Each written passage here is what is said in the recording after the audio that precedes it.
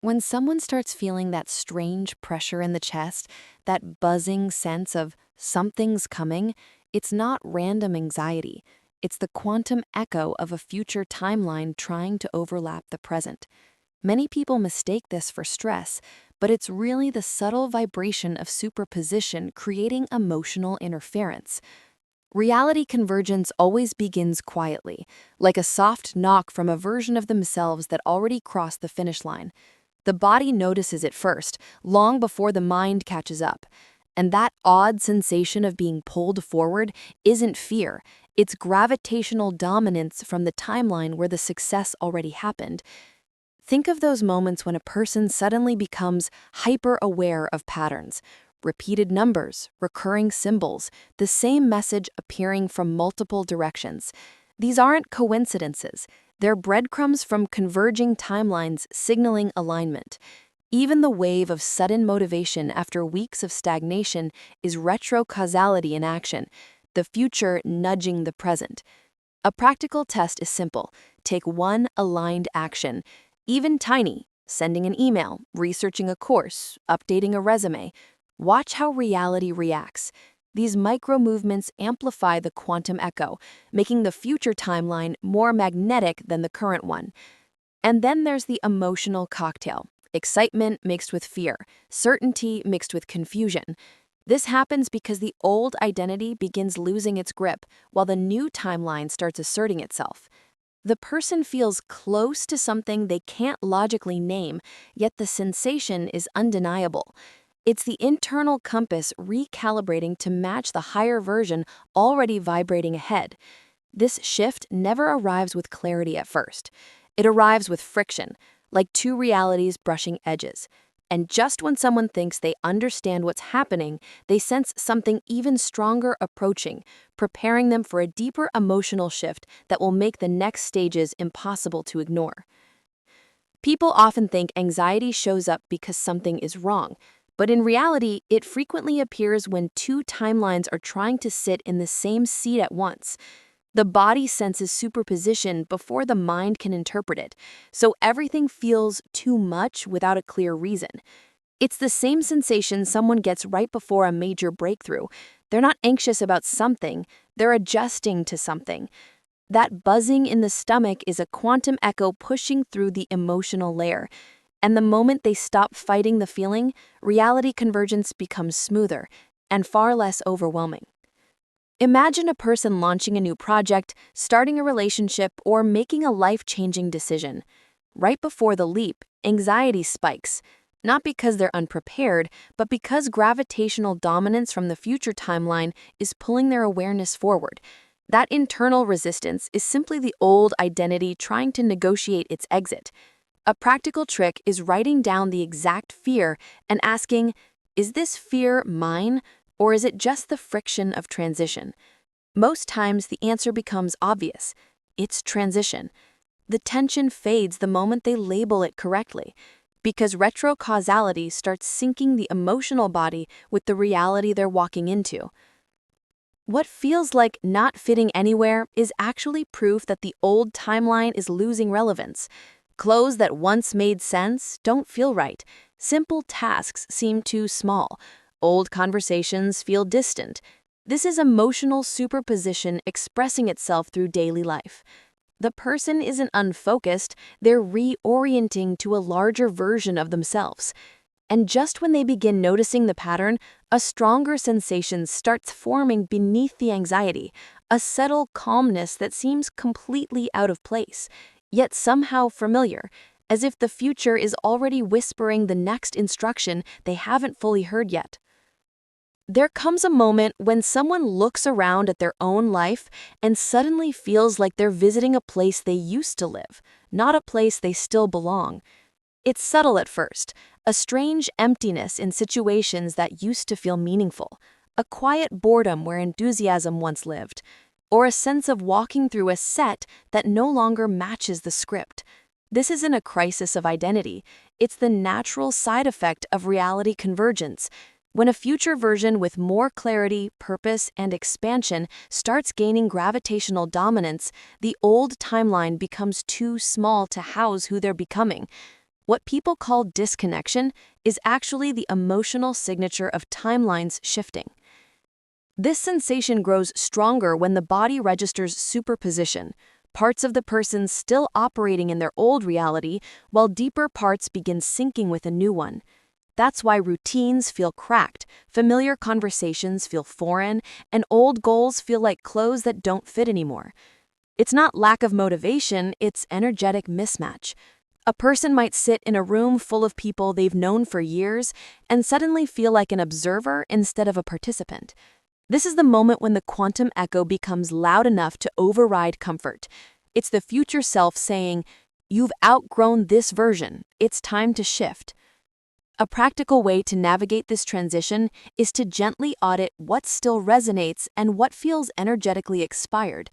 For example, someone might realize that the music they used to love now feels too chaotic, or that the shows they binge-watched suddenly feel empty.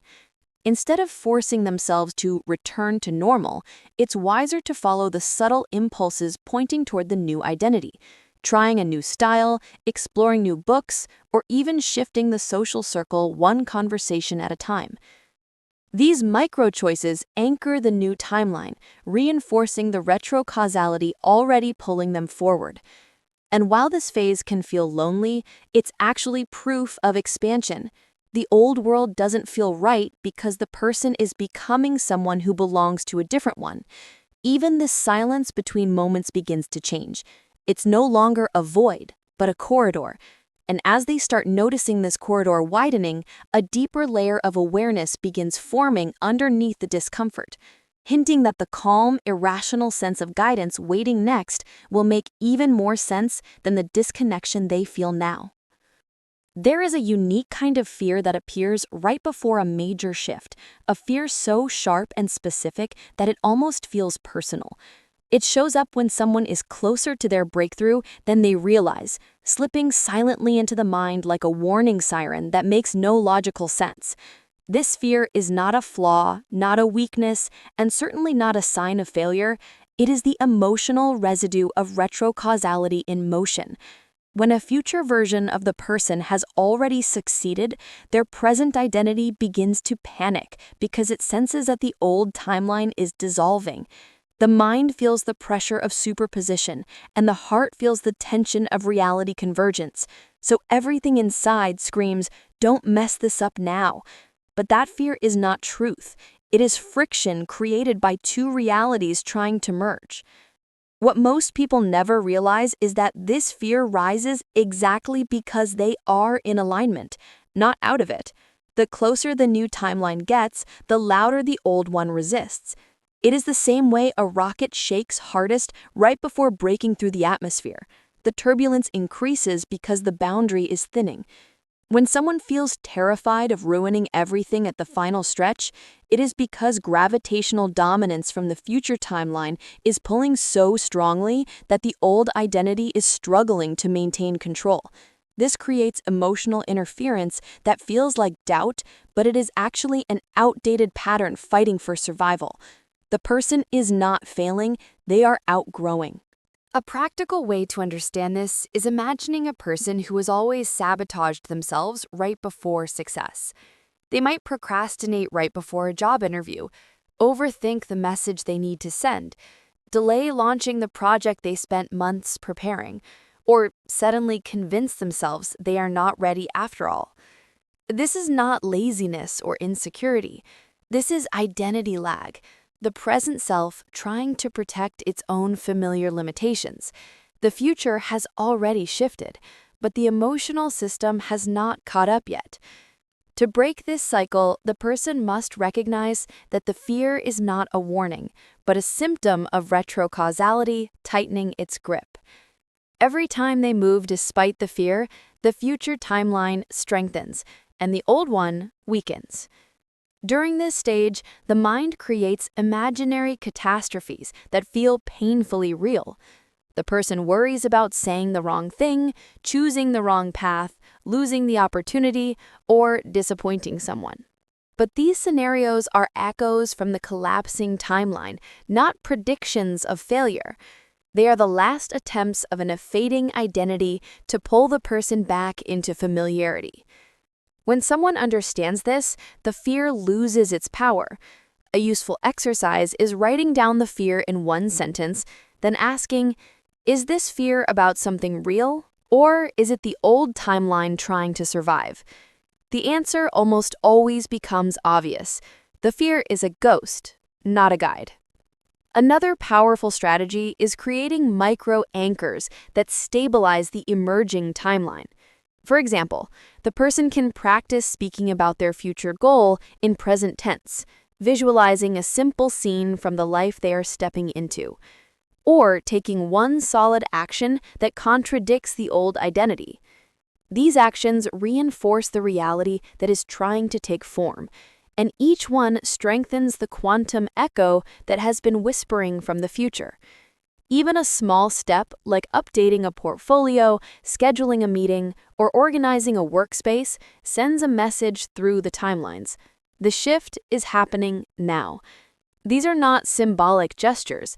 They are commands that solidify convergence. And right in the middle of this emotional chaos, something unexpected begins to rise. A strange, irrational calm that makes no logical sense. It appears like a quiet hum beneath the noise, a soft certainty that the person cannot explain but also cannot ignore. This is the signature of the future timeline asserting dominance. It is the first taste of alignment with the version of themselves that has already succeeded. As this calm strengthens, the fear begins to feel smaller, almost outdated, as if it belongs to a story the person no longer believes in. And as this calm expands, it quietly prepares them for the next phase, where the future becomes even more tangible than the doubts that once held them back. There is a very specific moment on the path of transformation when a person begins to feel an unexplainable serenity rising from inside, even though the outside world still looks like a complete mess. This calm is not apathy and not emotional shutdown. It is the quiet signal that gravitational dominance from the future timeline has finally started to override the noise of the present. When reality convergence reaches a certain threshold, the inner world begins to stabilize long before the outer world follows. And what most people label as irrational calm is actually the quantum echo of the version who already succeeded, pulling the person into alignment. This calm often arrives during intense periods that would normally trigger panic, confusion, or doubt. Projects break, schedules fail, unexpected issues appear, people behave unpredictably, opportunities collapse. And yet something deep inside whispers that everything is unfolding exactly as it should. This is the point where superposition becomes strong enough to influence the emotional field. Multiple timelines overlap, but the one with the highest coherence, the one in which the person already achieved what they desire, begins to take priority. That inner stability is the emotional translation of gravitational dominance. Most people have been trained to trust fear more than calm, so when this serenity shows up, they question it. The mind says, "You should be stressed. Why are you so peaceful?" And this conflict creates confusion. But this calm is not coming from logic, it is coming from retrocausality. The future influencing the emotional state of the present. The version of the self that already crossed the finish line sends signals backwards through subtle emotional channels, and the person feels guided, steady, or strangely confident despite having no evidence for that feeling. That is the power of timeline resonance. One of the most fascinating effects of this calm is the sudden detachment from outcomes that used to feel heavy. The person does not lose ambition or desire, but they lose fear. The pressure to control everything fades and is replaced by clarity. Small problems no longer feel catastrophic, large ones no longer feel impossible. The emotional system stops clinging to survival mode because it senses that another reality is forming, one that requires a different identity. This is the psychological expression of reality convergence, where identity shifts faster than circumstances do. This state also increases sensitivity to synchronicities. The calm allows the person to notice subtle patterns, like messages showing up at the right moment, intuitive nudges guiding decisions, or symbolic signs appearing repeatedly. These patterns strengthen because the new timeline is stabilizing and sending alignment cues. A practical technique to anchor this stage is writing down every synchronicity for 7 days. The person will quickly notice that the signs increase when they trust the calm and decrease when they slip into doubt. Awareness amplifies gravitational dominance. Another powerful effect of this stage is the dissolution of old emotional triggers. Situations that used to provoke guilt, insecurity, or fear lose intensity because those emotional programs belonged to the old timeline, which is now collapsing. The person finds themselves responding differently, with more patience, more confidence, more intentionality. They speak slower, choose clearer, act with purpose. This is not self-control, it is self-evolution. The emotional body is updating to match the version already encoded in the future. To reinforce this calm and help the new timeline anchor more deeply, the person can use practical rituals like morning intention setting, visualizing a single future memory, or performing one aligned action each day. These rituals are not symbolic. They are mechanisms for strengthening resonance across timelines. For example, writing a simple sentence like, "I am aligning with the version of me that already succeeded," reinforces the quantum echo. Similarly, taking an aligned action such as preparing a portfolio, connecting with someone important, or adjusting a routine signals to the future timeline that the merge is accelerating. And over time, this calm evolves into something even more powerful, a sense of inevitability. The person begins to feel that their success is not a possibility, but a certainty. This does not create arrogance, it creates quiet conviction. It becomes harder to believe negative outcomes because the internal compass has already locked onto the timeline that holds expansion. And as this conviction deepens, the chaos of the old timeline loses influence because its emotional grip weakens. The person is no longer reacting to life, but guiding it. And right when this calm becomes familiar, another deeper shift begins building beneath it, a subtle magnetic pull that feels like the next phase of evolution calling. It is the sensation that the future is no longer approaching, but is preparing to fully merge. The person can sense that what comes next will not just clarify the calm, but transform it into something far more powerful. The unmistakable feeling that the timeline of victory is about to become the dominant reality. There comes a point in someone's journey when the universe stops speaking subtly and begins speaking in patterns. Synchronicities appear like tiny sparks lighting up the path ahead, and though most people brush them off as coincidence, they are in fact markers of reality convergence. Every repeated symbol, number, phrase, or encounter is a sign that the person is walking in resonance with a future timeline already forming. It is the emotional translation of quantum echo showing itself through external events. When the person starts noticing these signs, they are not imagining alignment, they are witnessing it. Synchronicities grow stronger when superposition is active. Multiple timelines overlap, and the one with the strongest coherence begins to leak into the present through symbolic hints. For example, thinking of someone moments before they message, sensing the solution to a problem before the problem appears, or hearing the exact sentence needed to break a limiting belief. These events are not random, they are retrocausality, expressing itself in real time, the future influencing the structure of the present in small but meaningful ways. This is why the more aligned a person becomes, the more often these patterns appear. A powerful practice is treating synchronicities like language instead of miracles. When a symbol repeats, it is not asking for superstition, but for awareness. The person can write down each synchronicity for a week, and often the pattern reveals a theme, such as expansion, transition, release, or preparation. These patterns show where gravitational dominance is increasing and which timeline is pulling hardest. For example, repeated references to travel might indicate movement. Repeated themes of learning might indicate a new identity forming. Repeated symbols of transformation might point to the collapse of an old version. The universe speaks in metaphors because the future timeline speaks in emotion, not logic. Synchronicities also act as emotional stabilizers. In moments of doubt, they show up as gentle reassurances, confirming that the person is not imagining the shift happening inside them. When fear rises, the universe drops a clue saying, "Keep going." When confusion peaks, the right message appears in a video, a conversation, or even a stray thought. This is reality convergence in motion, using the environment to guide the transition.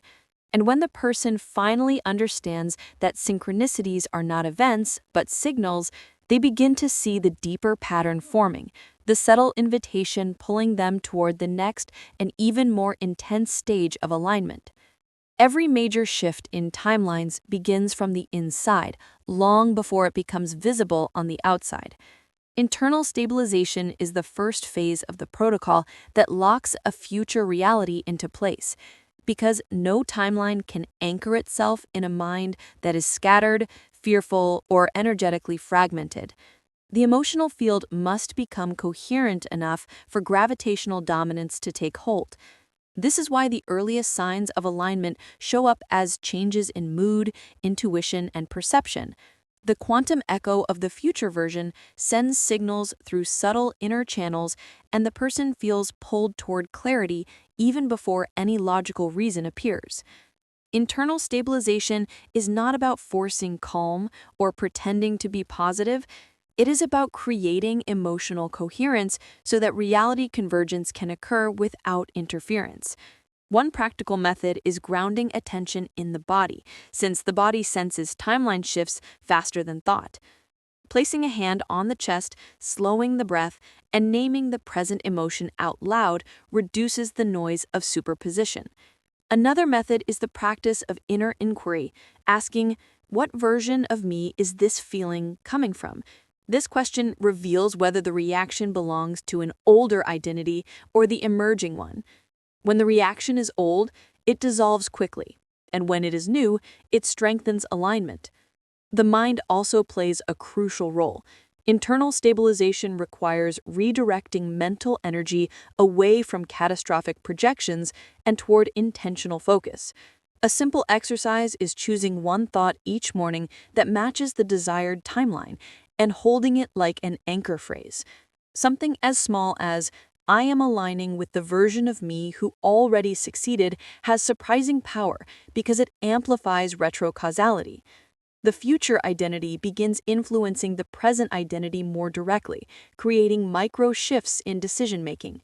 The person starts acting with more clarity, speaking with more certainty, and choosing with more intuition because their inner world is synchronizing with the timeline that already exists. Another key element is emotional hygiene. Certain environments, conversations, and habits weaken stabilization because they reinforce the frequency of the old timeline. When someone keeps revisiting people or patterns that reflect who they used to be, the gravitational pull of the new reality weakens. The solution is not isolation, but intentional exposure. Spend more time in spaces that reflect the desired identity. Consume content that resonates with expansion. Engage in conversations that support growth. These actions are small outside, but massive inside, because they shift resonance. When resonance changes, convergence accelerates. And when internal stabilization is strong enough, something remarkable happens. The person stops chasing signs and starts becoming a sign. Their energy becomes organized, their emotions become steady, and their inner world becomes a field that naturally aligns events around them. They sense that the protocol is no longer theoretical, but active. And this stability prepares them for the next phase, the moment where internal alignment begins turning into external movement and the future reality starts demanding physical participation in the merge. Once internal stabilization takes hold, the next phase of the protocol begins, aligned action. This is the moment where the person must demonstrate to the emerging timeline that they are willing to participate in the merge. Minimal aligned actions are not grand gestures or dramatic leaps. They are subtle but powerful decisions that communicate coherence across timelines. Each action strengthens gravitational dominance and reinforces the quantum echo coming from the future identity. The universe does not respond to pressure or desperation. It responds to alignment expressed through behavior. Aligned actions are effective because they reduce the noise of superposition. When someone is stuck between multiple timelines, hesitation becomes a magnet for confusion. But a single clear action in the direction of the desired reality collapses interference. For example, updating a resume, taking a class, reorganizing a workspace, writing an outline, or sending a message that has been avoided for months. These moves seem small, but they tell reality, I am choosing this path.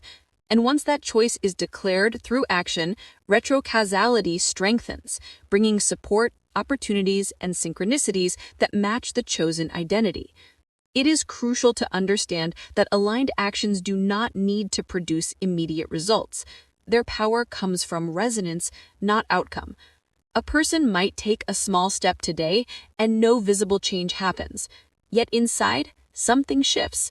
Confidence rises, intuition sharpens, and the emotional field becomes clearer. These micro shifts build momentum, and momentum is the engine of reality convergence. When the inner world and outer behavior finally match the frequency of the future timeline, the merge accelerates dramatically.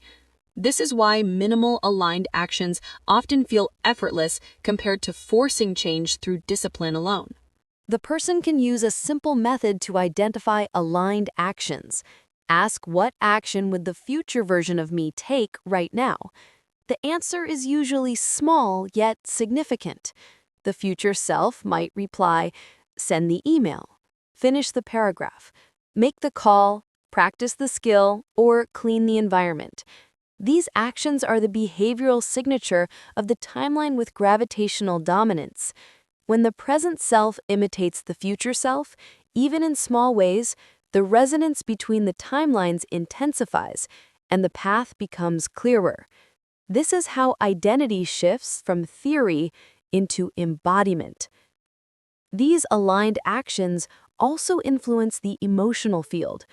Doubt decreases because action generates clarity. Fear decreases because movement creates direction. Confusion decreases because choices dissolve noise. The person realizes they no longer feel lost because they are no longer waiting for permission from circumstances. Instead, they are shaping circumstances by anchoring their timeline choice through movement.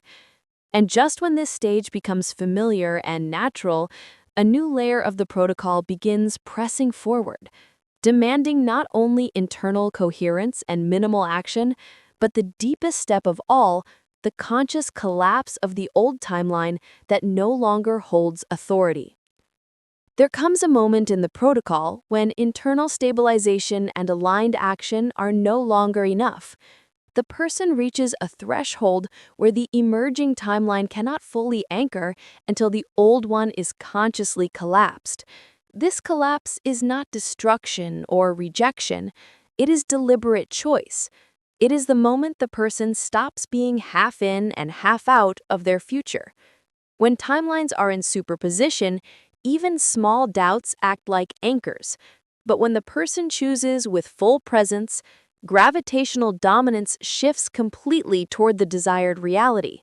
This is the conscious collapse of the personal wave function. This collapse often begins with clarity disguised as discomfort. The person realizes certain habits, identities, and emotional patterns simply no longer match who they are becoming. They feel tension when trying to force themselves into old spaces or speak old narratives. This tension is the quantum echo of the future self, telling them that the old pattern has expired. Instead of resisting this sensation, the person uses it as guidance. They begin releasing outdated beliefs, cutting unaligned cycles, and refusing to entertain thoughts that reinforce the collapsing timeline. This is how retrocausality strengthens. The future identity gains more influence because the past identity loses relevance.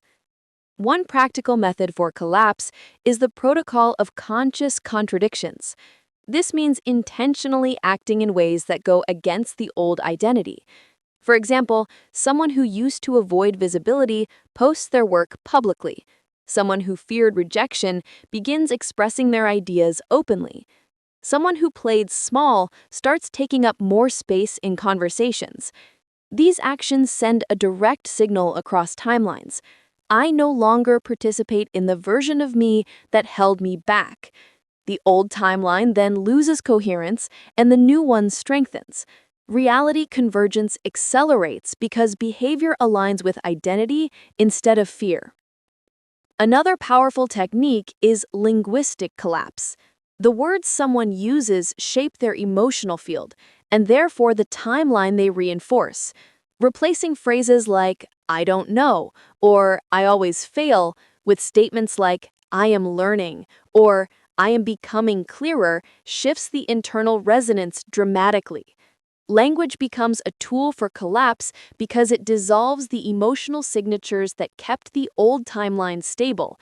This is not empty affirmation, it is recalibration. When the emotional field changes, the timeline with the strongest coherence becomes dominant. Once the collapse begins, synchronicities intensify. Opportunities that match the future identity appear more frequently. People who align with the new timeline show up unexpectedly. Creative impulses flow more easily. This happens because gravitational dominance is now fully transferring to the desired reality. The universe responds faster because the person is no longer sending mixed signals. Their choices, emotions, language, and behavior all point in the same direction. And just as they begin to feel the timeline locking into place, a deeper question emerges, the one that decides whether the new reality remains stable as the world outside continues to shift. The final challenge in any major shift is not creating the new timeline, but keeping it stable while the old one collapses around the person. This stage can be confusing because external instability often increases even as internal alignment strengthens. Old structures break, familiar environments shift, people behave unpredictably, and circumstances rearrange themselves in ways that feel chaotic. Yet beneath this chaos lies a deeper truth. The collapse is not an obstacle, but a necessary clearing. When timelines transition, reality convergence requires dismantling what cannot fit into the future. What the mind interprets as loss is often just recalibration. During this phase, emotional discipline becomes essential. Not discipline in the sense of suppressing feelings, but discipline in choosing which emotional signals to trust. The body still carries memories from old timelines, so fear may arise even when nothing is wrong. But the quantum echo from the future self carries a different emotional signature: calm, certainty, and intuitive direction. The person learns to distinguish between these two signals by sensing their origin. Fear feels tight, diffuse, and chaotic. Alignment feels grounded, warm, and precise. This distinction becomes the compass that keeps the timeline stable even when circumstances wobble. Practical stability comes from micro-choices. For example, choosing to stay focused for 10 minutes even when overwhelmed, speaking intentionally during conflict rather than reacting impulsively, or pausing before making a decision that feels emotionally loaded. These actions anchor the desired timeline because they reduce interference from superposition.